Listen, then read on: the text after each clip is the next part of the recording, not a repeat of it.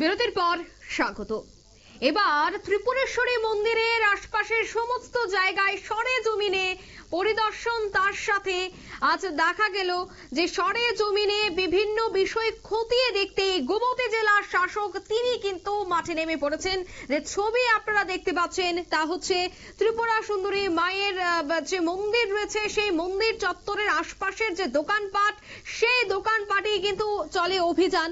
গোমতী জেলা শাসকের নেতৃত্বে মাতাবাড়ি চত্বরের বিভিন্ন দোকানে এই অভিযান চলে এবং করা হয় জরিমানাও। এখন থেকে এই ধরনের অভিযান প্রতিনিয়ত জারি থাকবে বলে তিনি জানিয়েছেন। ত্রিপুরেশ্বরী মন্দিরের ভূমি রক্ষায় এবার সরেজমিনে নামলেন গোমতী জেলা শাসক। গোমতী জেলা শাসকের নেতৃত্বে মাতাবাড়ি চত্বরের বিভিন্ন দোকান সহ আরো বেশ কয়েকটি জায়গায় তারা অভিযান চালায় এবং এই ধরনের অভিযান সম্পর্কে কি জানা যাচ্ছে বিস্তারিত জানবো। টেলিফোন লাইনে এই মুহূর্তে যুক্ত হয়ে গেছে উদয়পুর থেকে নিউজ ভ্যানগার্ড প্রতিনিধি প্রসেনজিৎ। প্রসেনজিৎ, ঠিক কি জানতে পারছো এই অভিযানে কি বেরিয়ে এসেছে? যে ছবি আমরা দেখতে পাচ্ছি রীতিমতো চাঞ্চল্য, কারণ বহু জিনিসপত্র মেয়াদ উত্তীর্ণ বেরিয়ে এসেছে এবং আমরা দেখতে পাচ্ছি এক দুটি সিলিন্ডার পর্যন্ত বেরিয়ে এসেছে। এখনো পর্যন্ত এই অভিযানে কি জানতে পারছো?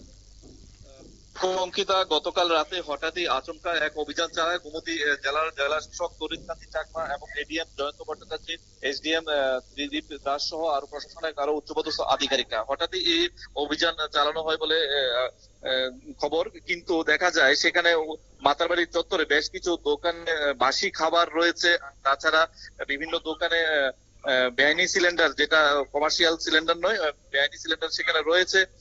তাছাড়া বিভিন্ন দোকান, মন্দির চত্বরে দেখা যায় বিভিন্ন নেশা সামগ্রী পড়ে থাকতে। তো এই বিষয়টি নিয়ে কিন্তু গোমতী জেলা শাসকের কাছে অনেকদিন যাবৎ খবর ছিল এবং সেটা গতকাল রাতেই কিন্তু তার অভিযান চালায় এবং দুটি সিলিন্ডার তারা বাজেয়াপ্ত করে এবং প্রায় 6 জনকে জরিমানা করে এই বিভিন্ন করার জন্য। তো ওই বিষয়টি একটা দুঃখজনক, কারণ মায়ের মন্দিরের আশপাশে বিভিন্ন ধরনের নেশা জাতীয় সামগ্রী এইভাবে পড়ে থাকতে দেখে এটা, কারণ ত্রিপুরা সুন্দরী মায়ের মন্দিরে প্রচুর দর্শনার্থীরা এখন ভিড় জমায়, আগের তুলনায় প্রচুর ভিড় বাড়ছে। তাই বিভিন্ন জায়গায় মন্দিরের চারদিকে যখন নেশা সামগ্রী পড়ে থাকে তখন একটা সামাজিক একটা খারাপ বার্তা পৌঁছায়। তো বিষয়টি জেলা শাসক গতকাল রাতে এই অভিযান করে কিছুটা বার্তা দেয় এবং এই ধরনের অভিযান আগামী তো সবসময় জারি থাকবে বলে জানিয়েছেন গোমতী জেলা শাসক তরিৎকান্তি চাকমা। ওনার এই আচমকা এই অভিযানকে সাধুবাদ জানায় বিশেষজ্ঞরাও। প্রসেনজিৎ, এই যে মন্দির চত্বর, এই মন্দির চত্বরের আশেপাশের যে দোকানপাটগুলি রয়েছে যেখানে আমরা দেখতে পাচ্ছি যে, এবং তুমিও যে কথাটি বলছিলে যে বাসি খাবার রয়েছে এবং বিভিন্ন জায়গায় নেশা জাতীয় সামগ্রীও উদ্ধার করা হয়েছে, তো প্রতিনিয়তই তো এই মন্দির চত্বরে পুলিশ মোতায়েন থাকছে এবং নিরাপত্তার বিষয়টা সব থেকে বেশি এই মন্দিরেই থাকে, কারণ দেশ বিদেশ থেকে প্রচুর ভক্তরা ত্রিপুরেশ্বরী মন্দিরে আসেন। সেক্ষেত্রে পুলিশ সেখানে প্রতিনিয়ত থাকার পরেও কিভাবে এই নেশা সামগ্রী সেবন করছেন সেখানকার মানুষজন? তবে কি সেই জায়গায় সেখানে উপস্থিত যারা পুলিশ আধিকারিকরা রয়েছে তাদের কর্তব্যেও একটা বড়সড় গাফিলতি ছিল, কি বলবে? দেখো অঙ্কিতা, মাতারবাড়ির যে মন্দির এখন রয়েছে প্রসাদ প্রকল্পের মাধ্যমে সারা মাতারবাড়ির চত্বরটা সেজে উঠেছে, কিন্তু সেখানে আগের তুলনায় আয়তন যেহেতু বড় হয়েছে সে জায়গায় পুলিশের সংখ্যাটা কিন্তু একেবারে কম।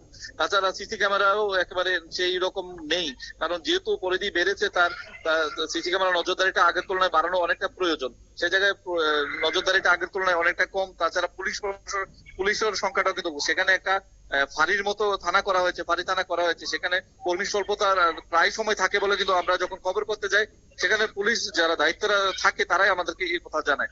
ওই মাতার বাড়ি যেহেতু এখন পর্যটকরা, দর্শনার্থীরা ভিড় জমাচ্ছে আগে, তাই সেখানে নিরাপত্তা ব্যবস্থা আরো জোরদার করা প্রয়োজন এবং পুলিশ প্রশাসনও আরো বাড়ানো দরকার।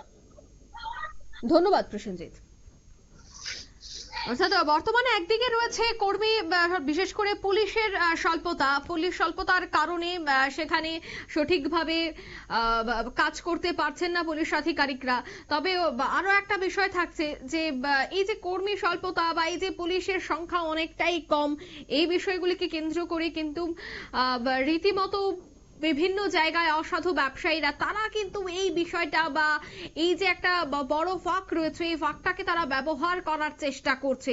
এছাড়া যে সিসিটিভির ক্যামেরা যে কথাটি বলছিল প্রসেনজিৎ, এই সিসিটিভি যদি না বাড়ানো হয়, নজরদারি যদি না বাড়ানো হয়, তবে কিন্তু আজ অভিযান চলছে, আগামীকাল হয়তোবা বন্ধ থাকবে, পরশুদিন থেকে আবারও কিন্তু একই পর্যায়ে এই সমস্ত কাজ শুরু হবে। তাই সেক্ষেত্রে একদিকে অভিযান খুবই প্রয়োজন, অন্যদিকে নজরদারিও বাড়াতে হবে।